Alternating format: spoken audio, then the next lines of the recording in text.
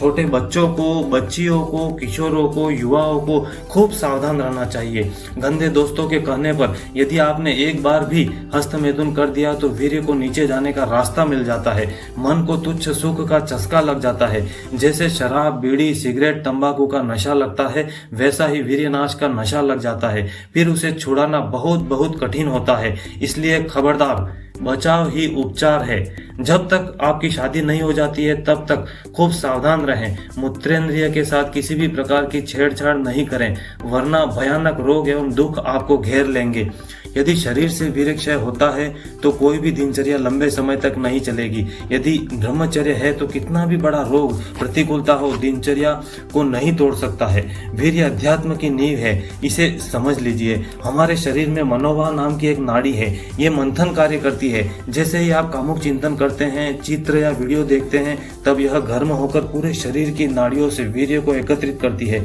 पूरी नस नाड़ियां कांप उठती है, सिर से पैर तक हर अंग हिल जाता है। जैसे दही के मंथन से घी निकाल लिया जाता है, उसी प्रकार यह शरीर से वीर्य को बाहर करता है। चाहे फिर हस्तमैथुन या संभोग नहीं भी करो, तब भी मलमूत्र के साथ या स्वप्न दोष से वीर्य बाहर निकल जाएगा।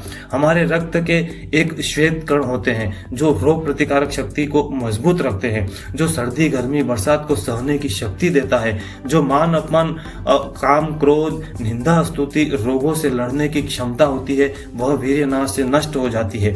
चिड़चिड़ा स्वभाव हो जाता है, निराश, हताशा हो जाती है, तनाव में गिर जाता है, भयानक रोगों को घेरने लगते हैं। जरा सी बात पर घबरा जाना, उत्साहीन हो जाना, भयभीत हो जाना आदि लक्षण प्रकट होते हैं।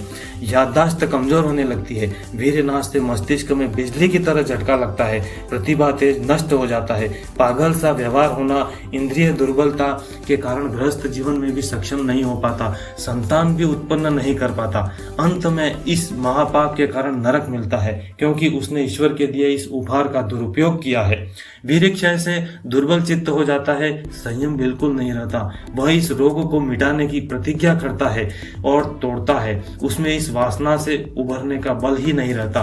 वह खुलकर किसी से बात नहीं करता, आंखें भी नहीं मिलाता, हमेशा शर्मिंदा रहता है। या तो वह इतना राक्षसी प्रवृत्ति का हो जाता है, बिल्कुल ढेंट की तरह। ब्रह्मचर्यहीनता में ये दो वृत्तियां आती हैं, शर्मिंदगी या अकड़पन, दुष्टता।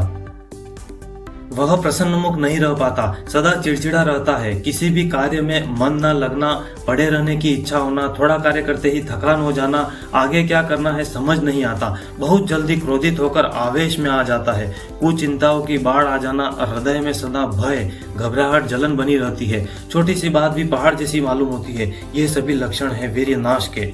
घर में जो छोटे बच्चे हैं उन्हें ब्रह्मचर्य की महिमा समझाएं, उन्हें कुसंग से दूर रहने के लिए प्रेरित करें। मित्र की तरह उनसे निसंकोच होकर बात करनी चाहिए। उन्हें बताना चाहिए कि जो दोस्त तुम्हें कुचेष्टाएं सिखाएं, गंदी बातें करें तो तुरंत हमको बता देवें। गंदे दोस्तों से दूर रहें, तभी आप एक नेक इंसान बन पाओगे। जब आता है एक ब्रह्मचारी इंसान, तब भागता है अश्लीलता का हैवान। जो संयम की शक्ति बढ़ाए और ईश्वर में प्रीति जगाए, तब मिट जाती है वासनाओं की काली घटाएं। ब्रह्मचर्य पालन करने के फायदे और नष्ट करने के नुकसान। ब्रह्मचर्य से बढ़कर तपश्चर्या तीनों लोकों में दूसरी नहीं हो सकती।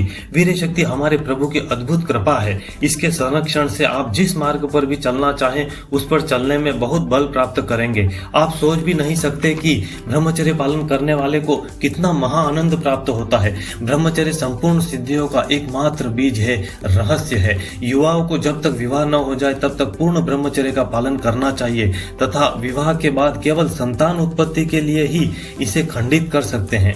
तब यह साधना ही कहलाती है। जो विरक्त हैं, जो विवाह नहीं करना चाहते, उन्हें तो पूर्ण ब्रह्मचर्य को धारण करना चाहिए। ब्रह्मचर्य पालन से अपार आनंद प्राप्त होता है। जो स्त्री पुरुष संयम नहीं रखते हैं, मनमाने ढंग से व्यभिचार करते हैं, उन्हें हजारों वर्षों तक नरकों में यातना भोगनी पड़ती है। वहां लोहे के गर्म पुतलों से उन्हें हजारों वर्षों तक चिपकाया जाता है। ऐसा मत समझो कि कोई नहीं देखता है। ईश्वर हमारे हर क्षण के विचार को, कर्म को देख रहे हैं। वीर्यनाश से व्यक्ति की आंखें अंदर धस जाती हैं, चेहरा निस्तेज हो जाता है, याददाश्त कमजोर हो जाती है। वासना से प्रेरित होकर ब्रह्मचर्य नष्ट करना यह हत्या माना जाता है, क्योंकि इसी वीर्य शक्ति से संतान की उत्पत्ति होती है। जैसे स्त्रियों के गर्भ में जो शिशु पलता है तो गर्भपात करने से उसकी हत्या का पाप लगता है, उसी प्रकार वीर्यनाश करने से हत्या का पाप लगता है। इसलिए अंतःकरण मलिन हो जाता है, मन अशांत बेचैन हो जाता है।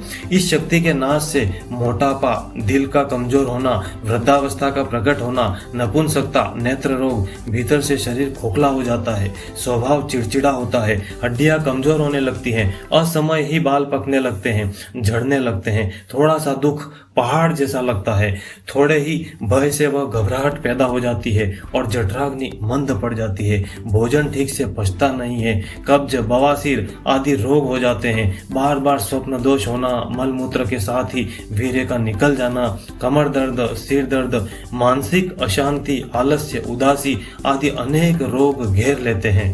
वीर्य शक्ति की क्षति के पश्चात जो अनर्थकारी प्रभाव पड़ता है उस पर सावधानी पूर्वक ध्यान दें। वीर्य शक्ति को अनेक बार अकारण ही नष्ट करने से लोग शरीर, मन तथा नैतिक दृष्टि से दुर्बल हो जाते हैं।